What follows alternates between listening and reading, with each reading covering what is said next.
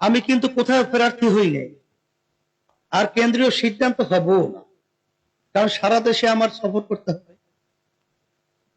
তা আমি যদি এমপি না হই, মন্ত্রী হওয়ার তো আর কোনো প্রশ্নই আসে না, কথা ঠিক কিনা? তাহলে সরকারি কোনো জায়গায় আমার যাওয়ার কোনো সুযোগও নাই, আছে? কিন্তু দিন রাত্র, এই যে অনেক সময় রাত্র নাই দিন নাই, শরীর সুস্থ থাকুক অসুস্থ থাকুক, নিজের পকেটের পয়সা খরচ করে পাগলের মতো সর্বত্র ঘুরতেছে। এর পিছনে একটা লক্ষ্য উদ্দেশ্য আছে না?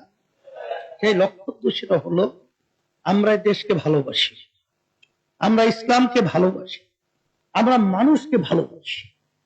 আজকে দেখেন 53 বছর দেশ যারা পরিচালনা করেছে, যেই নীতি আদর্শের মাধ্যমে চলছে, আমরা পেয়েছি এই 53 বছরের ইতিহাসে একবার দুইবার নয় 5 বার চোরের দিক থেকে ফাঁস হয়েছে। আমরা এদের পরিচালনা পেয়েছি হাজার হাজার মায়ের কোল সন্তান হারা হয়ে, মা চিৎকার করে কাঁদছে, আমার সন্তান আজকে কয়েকদিন পর্যন্ত আমাকে মা বলে ডাক দেয় না। সেই চিৎকার এখন আমাদের কানে ভাসছে। আমাদের সেই শোকের চোখে ইতিহাস, যখন আবু সাইদের মতো 2 হাত প্রসারিত করে যখন এই দেশের জন্য জীবনকে বিলীন করেছে, সেই হাফেজ, সেই আলেম, সেই বাংলাদেশের যারা নাকি এই দেশকে ভালোবাসে, ইসলামকে ভালোবাসে, তাদের জীবনকে দেশের জন্য বিলিয়ে দিয়েছে। শত শত উদীয়মান মেধাবী সন্তানগুলো জীবনের তরে চক্ষু হারিয়েছে, আর কোনোদিন আলো দেখবে না। সেই দৃশ্য এখন আমাদের সামনে ভাসছে। সেই অবস্থায় আজকে আমাদের হযরত আল্লামা খালিদ সাহেব হুজুর তিনি বলেছেন 54 বছর পর একটা সুযোগ এসেছে। এই সুযোগ যদি আমরা কাজে লাগাতে না পারি, যখন আমাদের ভবিষ্যৎ প্রজন্ম সন্তানগুলো যখন ইতিহাস রচনা করবে, তখন আমাদেরকে নিয়ে কলঙ্কজনক ইতিহাস রচনা করবে। এই সুযোগ কাজে লাগাবার জন্যই আজকে দিন রাত্র পাগলের মতো সর্বত্র ঘুরছি। কেউ যদি মনে করে থাকে ব্যক্তি দল কোন স্বার্থের জন্য আমরা দৌড়াচ্ছি, আমি আবার বলছি, আল্লাহর কসম করে বলছি, না না না। এই জন্য আমি সকল কথা আহ্বান জানাচ্ছি, আসেন আজকে যদি আল্লাহ মাফ করুক, আমাদের দেখা দৃষ্টিতে আমরা যারা দেখছি, যদি বিগত দিনের যারা দেশ পরিচালনা করেছে, এখন তারা নতুন ভাবে আবার দেশ পরিচালনা করার জন্য তারা পাগলের মতো হয়ে, গ্রামে একটা কথা আছে, অর্ধ পাগল এখন ফুল পাগলের আর 1 ডিগ্রি যদি দেন তার চেয়ে বড় পাগল, তখন ক্ষমতায় যাবে আর আবার সেই চরিত্র আবার বাস্তবায়ন করবে। আমরা বুঝে ফেলেছি, পুরান বউকে নতুন শাড়ি দিয়ে ঘোমটা দিয়ে ধোকা দেওয়া যাবে না, কারণ যখন ওই ঘোমটা আবার উঠাবে, দেখবে সেই পুরান বউ তো আমাদের সামনে নতুন শাড়ি। এই ধোকার বাংলাদেশের মানুষ পড়বে না। ধোকা খেয়েছি, 53 বছর দিয়েছে, আর ধোকা নয়, দেশকে মুক্ত করতে হবে, দেশকে আজাদ করতে হবে।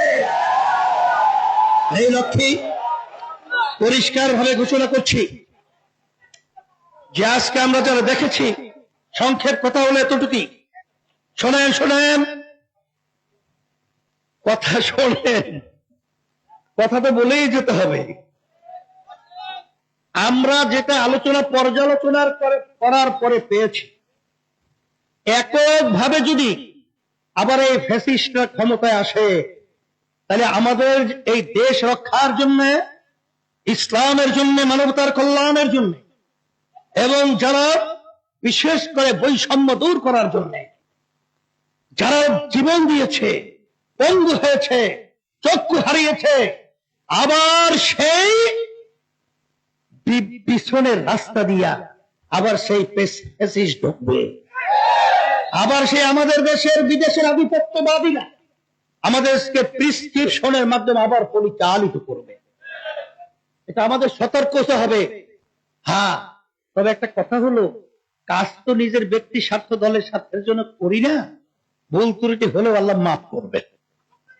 আমি বহু ওলামায়ে কিরামদের সাথে আলোচনা করে দেখেছি, সবাই বলেছে হুজুর আমরা কাজ তো নিজের ব্যক্তি স্বার্থের জন্য করি, ইসলাম দেশ মানবতার কল্যাণের জন্য।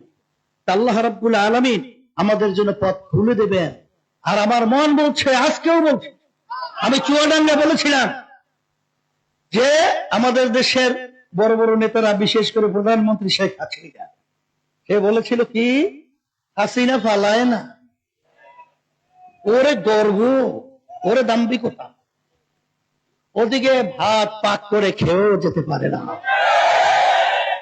তাহলে বুঝা গেল আল্লাহর মাইর আলমের বাহির, কথা ঠিক কিনা?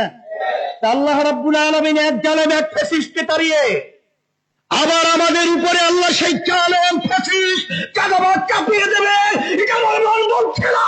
আমাদের সেটা হবে, বাংলাদেশ মুক্ত হবে, এই দেশের স্বাধীন পতাকা বাংলাদেশ মুক্তির হবে, এই আশাবাদ ব্যক্ত রেখে সকলকে ধন্যবাদ জানিয়ে দোয়া করে আলোচনা শেষ করছি।